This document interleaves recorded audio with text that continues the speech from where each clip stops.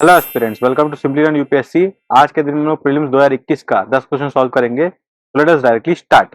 91 number question क्या है? Under the Indian constitution consideration of wealth violates DPSP directive principle state policy को violate करता है। देखिए, गांधी जी का कॉन्सेप्ट था कि हम लोग को स्टेटलेस सोसाइटी चाहिए। स्टेटलेस सोसाइटी कैसे बन सकता है? जब हम लोग वेल्थ इक्वली डिस्ट्रीब्यूट करें, लोगों के अंदर कंसिडरेशन ऑफ वेल्थ का क्षमता ना हो, तो उसके अंदर ये बी वाला बात सही आता है डीपीएसपी के अंदर। तो गांधीयन प्रिंसिपल है। 92 नंबर क्वेश्चन क्या है? Which what is the position of right to property in India? देखिए, राइट टू प्रॉपर्टी पहले आर्टिकल 31 आई थिंक 31 के अंदर आता था।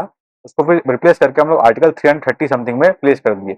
अब वो एक लीगल राइट है किसी भी आदमी के लिए, सिटीजन के लिए स्पेसिफिकली नहीं, किसी भी आदमी के लिए लीगल राइट है, फंडामेंटल राइट से हट गया वो। 93 नंबर क्वेश्चन क्या है? What was the exact constitutional status of India on 26 जनवरी 1950? देखिए, 1973 में 1973 या 6 में जब इंदिरा गांधी ने 42 कॉन्स्टिट्यूशनल अमेंडमेंट लाया था एक्ट, तब उन्होंने सोशलिस्ट और सेक्युलर वर्ड ऐड किया था। जिसमें सोशलिस्ट और सेक्युलर वो हटा दिए, सेक्युलर हटा दिए, सोशलिस्ट हटा दिए, तो सी और डी तो नहीं होगा। और इंडिया जो है उसके पहले से बाकी सेम था, a sovereign democratic republic. B is the right answer. 94 number question क्या है? Constitutional government means a representative government of a nation with federal structure. जरूरी नहीं है।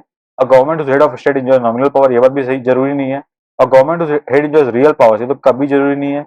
A government limited by terms of constitution, yes this is the D is the most accurate answer. Government constitutional government माने कि वैसा government जिसको constitution से limit किया गया हो, that is constitutional government. 95 number question क्या है? With reference to India the terms Halbi, Ho and कुई pertains to tribal language. हो is a tribal language, Ho tribes का लैंग्वेज होता है, तो D is right answer. 96 number क्या है? Consider the following statement in respect to Bharat Ratna and Padma awards.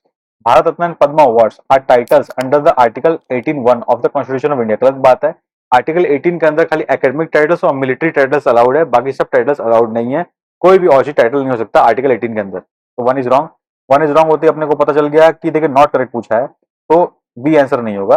Not correct पूछा है, ठीक है ना? तो मानिए ये अपना आंसर में आना चाहिए। Padma awards which were instituted in India in 1954 were suspended only once, ये बात भी गलत है। उनको 6-7 बार सस्पेंड हो चुका है वो Padma awards because of circumstances in the 1990s के आसपास। तो टू वाला गलत हो गया, मैंने ये भी आंसर में आना चाहिए। फिर क्या, the number of Bharat Ratna awards is restricted to maximum of 5 in a particular, ये वाला बात भी गलत है। आंसर होगा डी, तीनों के तीनों गलत है। 97 नंबर क्वेश्चन क्या है? स्टेटमेंट 1 दिया है, the United Nation Capital Development Fund and the Arbor Day Foundation have recently recognised Hyderabad as tree city of the world. देखिए, ये बात सही लग रहा है, पर ये यूनाइटेड नेशन कैपिटल क्यों करेगा? इसका तो कोई रोल ही नहीं है इस चीज में, या वो ट्री सिटी डिसाइड करे। तो वन इज रॉन्ग इसलिए। सेकंड क्या है? Hyderabad was selected for recognition for a year following its commitment to grow and maintain urban forest, ये बात भी सही लग रहा है। तो अपना आंसर होगा बी, माने सेकंड स्टेटमेंट करेक्ट है, फर्स्ट इज नॉट करेक्ट, तो आंसर होगा D. Consider the following statement in respect to Laureus World Sports Award which was instituted in the year 2000। देखिए, लॉरेंस वर्ल्ड स्पोर्ट्स अवार्ड किसी भी athlete या sports person को दिया जाता है फॉर द अचीवमेंट्स। ये 2000 में इंस्टीट्यूट किया गया था। तो इसमें इसके बारे में कुछ स्टेटमेंट है, अपने को बताना क्या सही क्या गलत है। पहला बोल रहा है American golfer Tiger Woods was first winner of this award, मान सकते हैं। The award was received mostly by formula 1 players so far. देखिए, ये बोल रहा है कि mostly by formula 1 players so far, इसका मतलब क्या? फार्मूला 1 प्लेयर को मैक्सिमम बार अवार्ड मिला होगा, ठीक है। तो टू हो गया एक स्टेटमेंट। तीसरा क्या बोल रहा है? Roger Federer receive this award maximum number of times compare to others. देखिए, वैसे इसका मतलब कुछ और है, पर एक लॉजिक अब ये भी लगा सकते हैं ना कि अगर रॉजर फेडरर को मैक्सिमम अवार्ड मिला है, तो टेनिस वाले को ज्यादातर ये अवार्ड मिला होगा, ठीक है। तो या तो गोल्फ या टेनिस, तो 2 और 3 साथ में तो नहीं हो सकता। तो 2 और 3 को साथ में जहां हटा दीजिए, हट गया। अब ए और सी में से एक आंसर है। अब इससे अपने को ये पता लगा 1 इज डेफिनेटली सही। अपने को बस चेक करना है कि 2 और 3 में क्या सही होगा। अपने को पता है कि 2 और 3 में एक ही सही होना है। अपने गेस लेके चलेंगे, अपने मानेंगे कि रॉजर फेडरर को ज्यादा बार मिला, तो सी के संग में जाऊंगा। गेस है, डिफिकल्ट गेस, रिस्क ज्यादा है, 50% चांस है राइट होने का, पर ये रिस्क लेना वर्थ इट है, तो we will go with the C. 99 number question क्या है? Consider the following statement in respect to 32nd summer Olympics.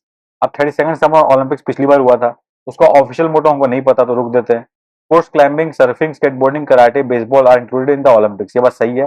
To is right, two तो फॉर श्योर राइट है। अपने को क्या पता है? बी और सी में से एक आंसर होना चाहिए, तो मैं गेस लूंगा कि आंसर होगा बी, बिकॉज ये हमको अ न्यू वर्ल्ड जो है ओलंपिक से मिलता जुलता कहानी लग नहीं रहा है, तो I will go with the B. Guess है, अगेन 50% रिस्क, स्पोर्ट्स का सवाल, we don't know much, we can take risk only, और ये रिस्क वर्थ है। Consider the following statement in the respect of ICC World Test Championship, the finalist were decided by number of matches won, ये बात गलत है। ये क्या हुआ था? कोविड के कारण क्या हो गया ना, सब कंट्री अलग अलग नंबर ऑफ मैचेस खेल रहे थे, तो क्राइटेरिया लाया गया परसेंटेज पॉइंट्स।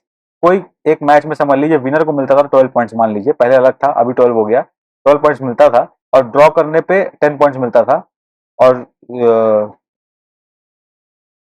ड्रॉ करने पे 6 पॉइंट्स मिलेगा अभी, और बाकी 0 मिलेगा, ठीक है, हारने पे। तो ये कंडीशन पे क्या होगा, समझ लीजिए एक मैच में मैक्सिमम पॉइंट 12 है, तो एक टीम को कितना पॉइंट मिला, अब समझ लीजिए 10 मैच खेला तो 120 पॉइंट हो गया, और समझ लीजिए उसका फाइनली 75 पॉइंट्स है, तो ये परसेंटेज कितना हुआ उस आधार पे पॉइंट टेबल डिसाइड होता था कौन टीम आगे या पीछे होगा। तो ये वाला बात गलत हो गया। New Zealand was ranked ahead of England because it one more number of matches, ये बात गलत है, क्योंकि अभी हम लोग ने बात किया कि किससे डिसाइड हुआ ये बात, तो 2 इज ऑल्सो रॉन्ग, आंसर होगा डी।